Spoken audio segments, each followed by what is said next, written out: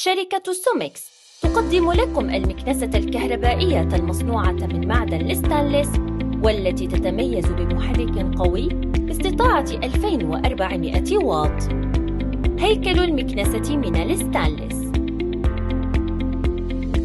خرطوم مجلثن، سواعد من الستانلس، 5 أمشاط تنظيف مختلفة وبضمان لمدة عام. مكنسة سومكس الجديدة حالياً في الأسواق.